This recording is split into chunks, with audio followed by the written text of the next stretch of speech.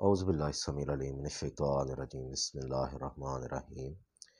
درس قرآن کا آغاز سورہ یوسف کی آیت نمبر 11 سے ہو رہا ہے۔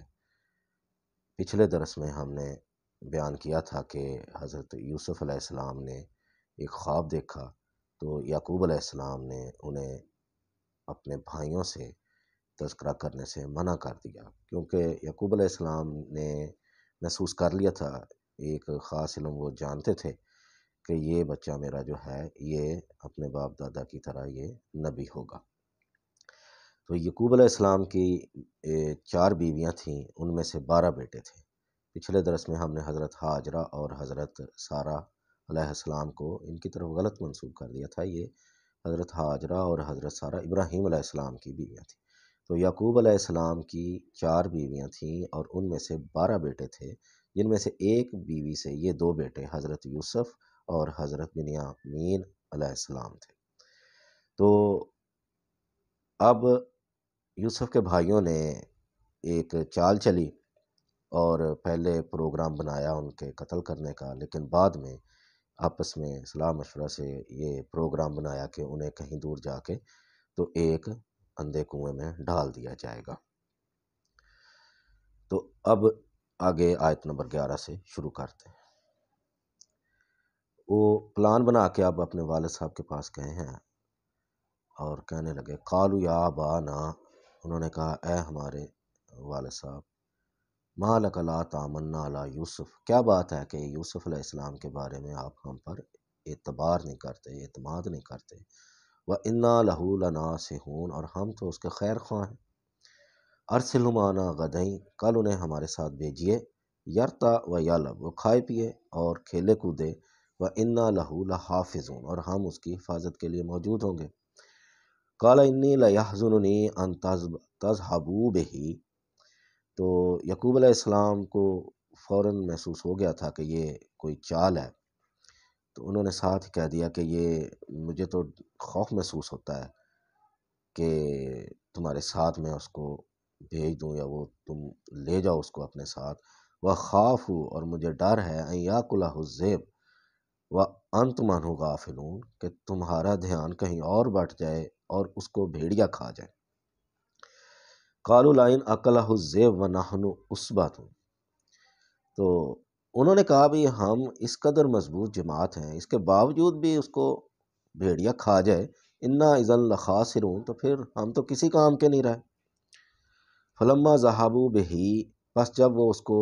لے گئے، واجمعوا، اور وہ اکٹھے ہوئے، ان یجعلوہ فی غیابۃ الجب، کہ اس کو ایک اندھے کنویں میں ڈال دیں، وَأَوْحَيْنَا إِلَيْهِ، اور اس وقت اللہ فرماتے ہیں کہ میں یوسف علیہ السلام کو یہ بتا رہا تھا، آگاہ کر رہا تھا، لَتُنَبِّئَنَّهُم بِأَمْرِهِمْ هَٰذَا، کہ اس کام کا تم انہیں ضرور جتلاؤ گے،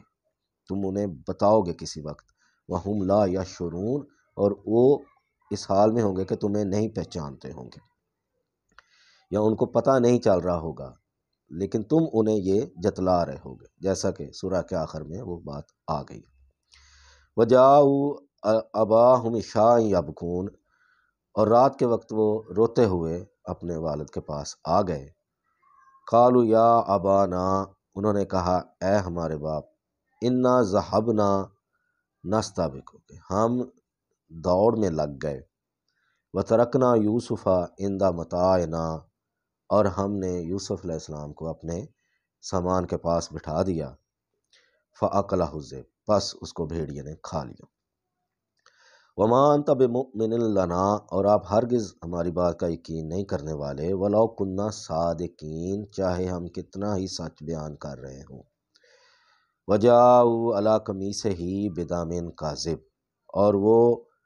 یوسف علیہ السلام کے کرتے پہ قمیص پر ایک جھوٹا موٹا سا خون لگا لائے۔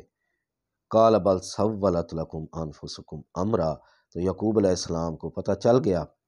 تو انہوں نے فوراً کہہ دیا کہ یہ تو تم نے اپنے نفس سے کوئی بات کھڑ لی ہے۔ فصبر جمیل، پس اب اس سے صبر ہی بہتر ہے، چونکہ وہ ایک خاص علم تھا، وہ جانتے تھے، لیکن اس لیے انہوں نے اپنے خاندان والوں یعنی ان بیٹوں سے علیحدگی نہیں اختیار کی، اور وہ ان کو پتہ تھا کہ اس میں اللہ کی کوئی حکمت ہے۔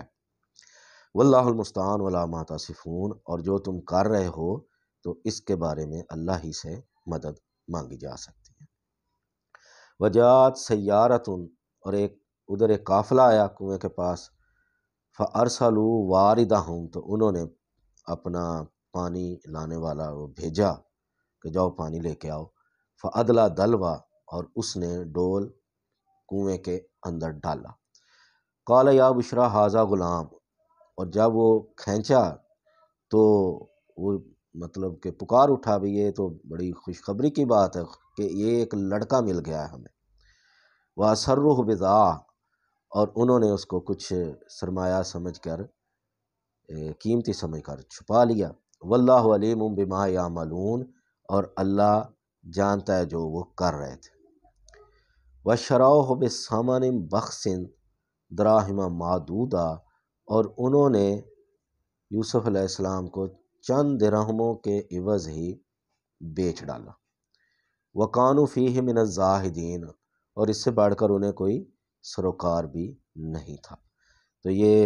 ہم آیت نمبر 20 تک آ گئے ہیں، انشاءاللہ یہ آگے چلے گا۔ تو جیسا کہ پہلے بتایا تھا کہ اس قصے میں بہت سے عبرت کے سامان ہیں، حکمت کی باتیں ہیں، اور اس کے ساتھ ساتھ قرآن اپنے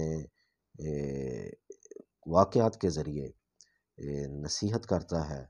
عقائد کی اصلاح کرتا ہے، توحید کی اور آخرت کی تعلیم دیتا ہے، اس لیے اس کو سمجھ کر پڑھنا بہت ضروری ہے۔ تو اللہ سے دعا ہے کہ اس کو سمجھنے کی اور پھر اس پر عمل کی توفیق عطا فرمائے۔